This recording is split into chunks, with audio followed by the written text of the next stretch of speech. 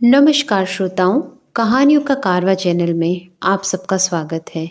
मैं बिंदु सांधु आज आप लोगों के लिए पूनम अहमद जी की एक कहानी कहीं किसी रोज लेके प्रस्तुत हुई हूँ। स्विमिंग पूल के किनारे की तरफ जाकर विमल ने हाथ में लिए होटल के ग्लास से ही सूर्य को जल चढ़ाया। सुबह की हल्की हल्की खुशनुमा सी ताजगी हर तरफ फैली थी। जल चढ़ाते हुए उसने कितने ही शब्द होठों से बुदबुदाए। कनखियों से पुल के किनारे चेयर पर बैठी महिला को देखा। आज फिर वह अपनी बुक में खोई थी। कुछ पल खड़े होकर वो उसे फिर ध्यान से देखने लगा। सुंदर, बहुत smart T shirt, track pant में शोल्डर कट बाल, बहुत आकर्षक, सुंदर देह यष्टि। विमल को लगा कि वह उससे उम्र में थोड़ी बड़ी होगी, करीब 40 की तो होगी। वह उसे निहार ही रहा था कि उस स्त्री ने उसकी तरफ देखकर कहा, इतनी दूर से कब तक देखते रहेंगे? आपकी पूजा अर्चना हो गई हो तो अगर आप चाहें तो यहाँ आकर बैठ सकते हैं। विमल बुरी तरह झेप गया। कुछ सूझ ही नहीं रहा था। चोरी करते पकड़ा गया हो, अब क्या कहे। चुपचाप चलता हुआ उस स्त्री से कुछ दूर रखी चेयर पर जाकर बैठ गया। स्त्री ने ही बात शुरू की, आप भी मेरी तरह लॉकडाउन में इस होटल में फंस गए हैं ना? आपको रोज देख रही हूँ पूजा पाठ करते हुए, और आप भी मुझे देख ही रहे हैं, ये मैं जानती हूँ। विमल झेप गया, बोला, हाँ, यह देहरादून में ऑफिस के टूर पर आया था। अचानक लॉकडाउन में फंस गया। मैं लखनऊ में रहता हूँ। आप? मैं तो देहरादून घूमने आई थी। बेंगलोर में रहती हूँ, वहीं जॉब करती हूँ। अकेली आई थी घूमने? विमल हैरान हो गया। जी, मगर आप इतने हैरान क्यों हुए? विमल चुप रहा। महिला उठ खड़ी हुई। चलती हूँ, मेरा एक्सरसाइज का टाइम हो गया है। थोड़ी रीडिंग के बाद ही मेरा दिन शुरू होता है। विमल ने झिझकते हुए पूछा, आपका शुभ नाम? जोया। आगे? आगे क्या मतलब? सरनेम? मुझे बस अपना नाम अच्छा लगता है। मैं सरनेम लगाकर किसी धर्म के बंधन में नहीं बंधना चाहती। सरनेम के बिना भी मेरा एक स्वतंत्र व्यक्तित्व हो सकता है। आप भी मुझे अपना नाम ही बताइए। मुझे किसी के सरनेम में कोई दिलचस्पी नहीं होती। विमल का मुंह खुला का खुला रह गया। ये औरत है? क्या है? धीरे से बोला विमल।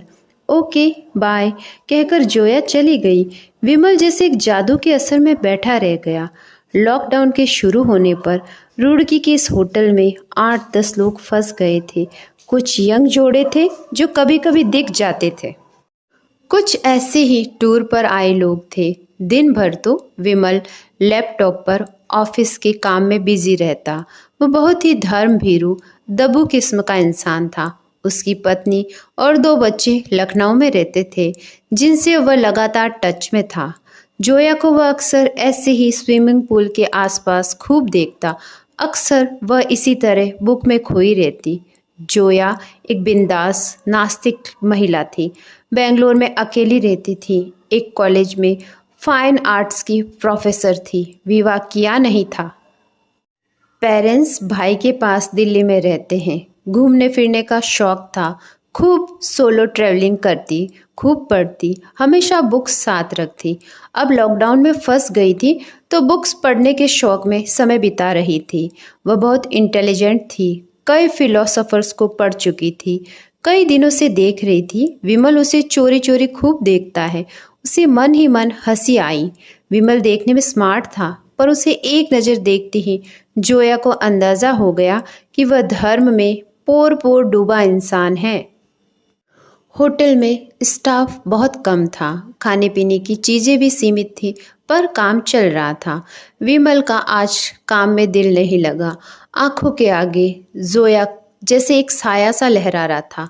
शाम होते ही लैपटॉप बंद कर स्विमिंग पूल की तरफ भागा। जोया अपनी बुक में डूबी थी। विमल उसके पास जाकर खड़ा हो गया। गुड इवनिंग जोया जी। बुक बंद कर जोया मुस्कुराई। गुड इवनिंग, आइए, फ्री है तो बैठिए। विमल तो उसके पास बैठने के लिए बेचैन था। जोया बहुत प्यारी लग रही थी। नेवी ब्लू टी शर्ट में उसका गोरा सुंदर चेहरा खिला खिला लग रहा था। जोया ने छेड़ा, देख लिया हो तो कोई बात करें। हंस पड़ा विमल। आप बहुत स्मार्ट हैं, नज़रों को खूब पढ़ती हैं। हाँ जी, ये तो सच है। जोया ने दोस्ताना ढंग से कहा तो दोनों में कुछ बढ़ गया। जोया ने कहा, आजकल तो यहाँ जितनी भी सुविधाएं मिल रही है बहुत है। मेरी सुबह शाम तो स्विमिंग पूल पर कट रही है और दिन होटल के कमरे में। आप क्या करते रहते हैं? ऑफिस का काम काफ़ी रहता है, बस टाइम बीत जाता है। जोया ने पूछा, और आपकी फैमिली में कौन कौन है? विमल ने बताकर उससे भी पूछा।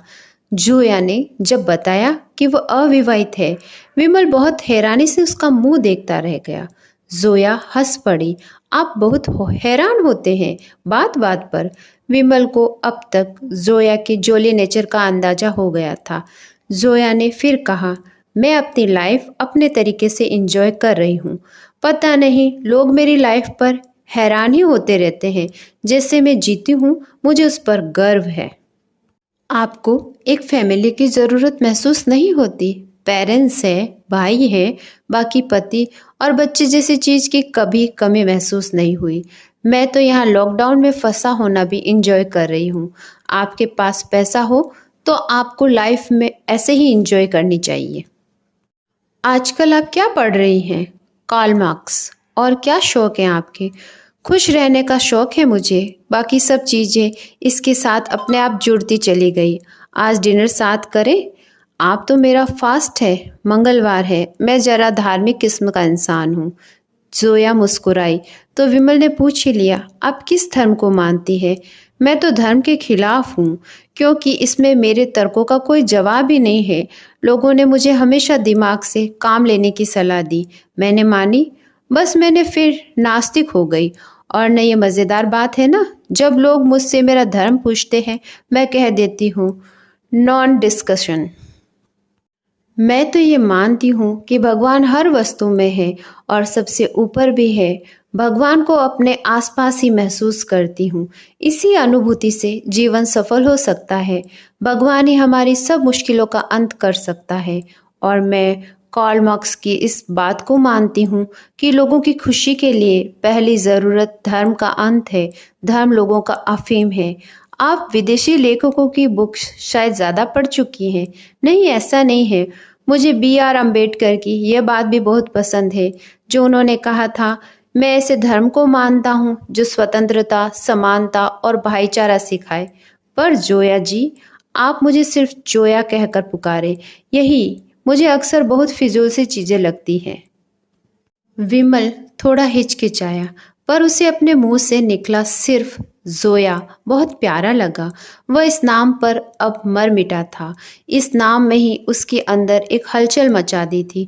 उसे लग रहा था कि सामने बैठी उससे उम्र में बड़ी महिला सारी उम्र बस उसके सामने ऐसे ही बैठी रहे और वह उसकी बातें सुनता रहे, उसे देखता रहे।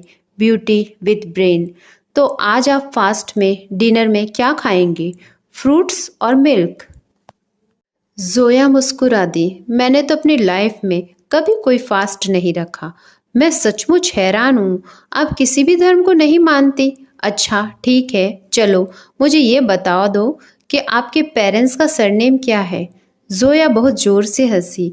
आप उन्हीं लोगों में से हैं न जो सामने वाले के धर्म जाति पूछकर आगे बात करते हैं। तरस आता है मुझे ऐसे लोगों पर जिनकी दुनिया बस इतनी छोटी है जिसमें सरनेम ही रह सकता है। खैर, मैं हूँ जोया सिद्दीकी। विमल का चेहरा उतर गया, मुंह से निकल ही गया, ओह। जोया ने छेड़ा, आया मज़ा? क्या हुआ, झटका लगा ना? अब बात नहीं कर पाएंगे? नहीं नहीं, ऐसा तो नहीं है। दोनों फिर यूं ही कुछ देर बातें करते रहे। विमल जोया की नॉलेज से इम्प्रेस्ड था। कमाल की थी जोया। विमल अपने रूम में आकर सिर्फ जोया के बारे में सोच रहा था। पूरी रात उसके बारे में करवटें बदल बदल कर गुजारी। जोया को भी विमल की सादगी बहुत अच्छी लगी थी। वह भी उसके बारे में सोचकर मुस्कुरा रही थी। अगली सुबह विमल ने उसे देखते ही बेचैनी से कहा, आज तो मैं सो ही नहीं पाया। जोया ने बड़ी स्माइल के साथ कहा, जानती हूँ। अरे, आपको कैसे पता? अक्सर लोग मुझसे मिलकर जल्दी नहीं सो पाते। विमल थोड़ा फ्लर्ट करने के मूड में आ गया।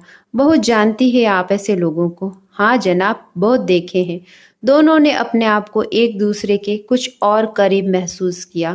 दोनों स्विमिंग पूल के किनारे चहलकदमी करते हुए बातें कर रहे थे। जोया ने कहा, आज आपने नहा धोकर सूर्य को जल नहीं चढ़ाया? हाँ, आज मन नहीं हुआ। मैं ठीक से सोता नहीं तो मेरा सारा काम उल्टा फुल्टा हो जाता है। आपके भगवान मुझसे गुस्सा तो नहीं हो जाएंगे? मेरी वजह से आप सो नहीं पाए। वैसे अच्छा ही हुआ, एक ग्लास पानी वेस्ट होने से बच गया। आपने कभी सोचा नहीं, आपके भगवान को सचमुच उस पानी की ज़रूरत है? मुझे इसके पीछे का लॉजिक समझा दीजिए प्लीज़। विमल ने हाथ जोड़े। मैं समझा चुका हूँ कि मैं आपसे जीत नहीं सकता जोया, मैं आपसे हार चुका हूँ। उसके इस भोले से व्यवहार पर जोया मुस्कुरा दी। कहा, फिर तो बात ही खत्म। हारे हुए इंसान को क्या कहना। आप नाश्ता साथ करेंगे? बिल्कुल, फ्रेश होकर मिलते हैं। इनका रेस्टोरेंट तो आज बंद ही है। ऑफिस की मीटिंग में 1 घंटा है। मेरे रूम में आओगी? हाँ, मिलते हैं। घुटने तक की एक ड्रेस, शोल्डर कट बाल, शैम्पू किए, हल्का सा मेकअप, उसके पास से आती बढ़िया परफ्यूम की खुशबू।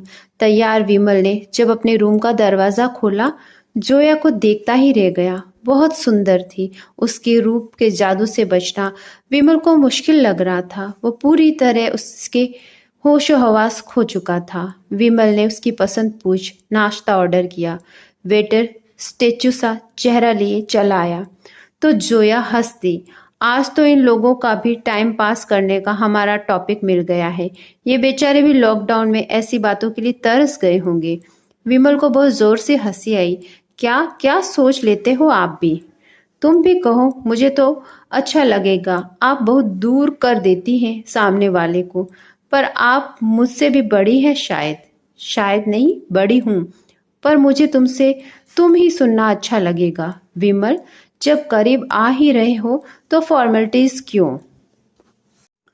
नाश्ता करते हुए जोया की रोचक बातों में डूब गया था विमल।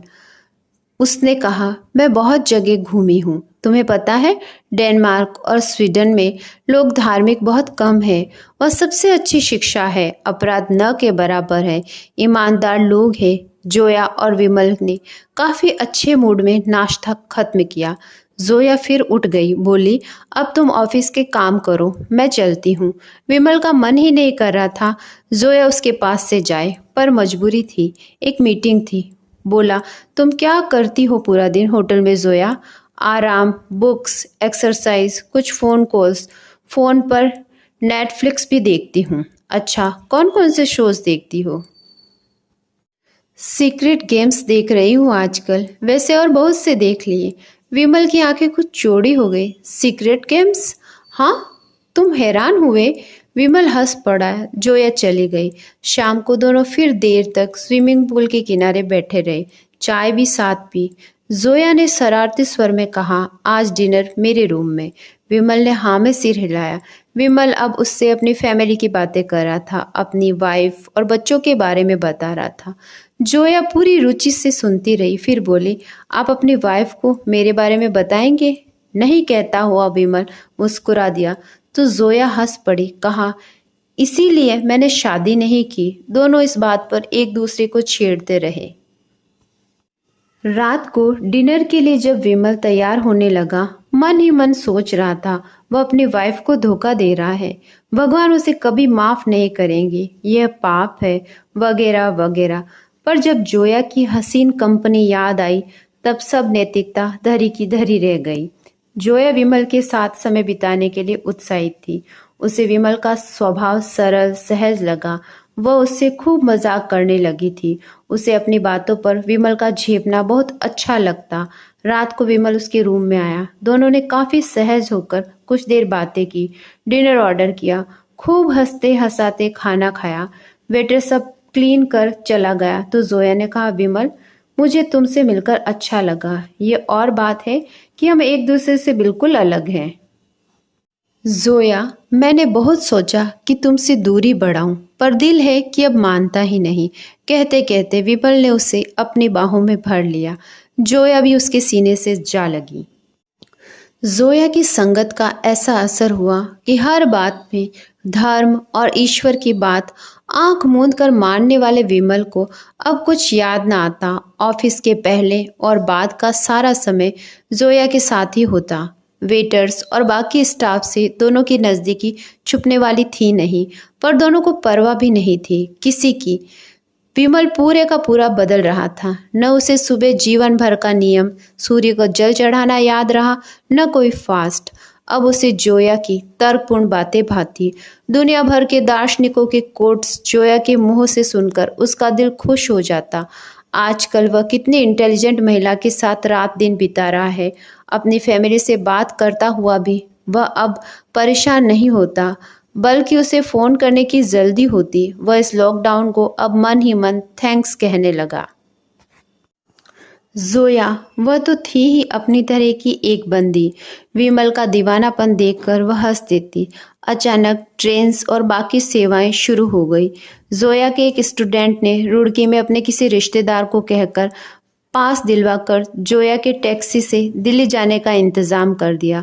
वहाँ से वह अपने भाई के पास रहकर फिर बेंगलोर चली जाएगी।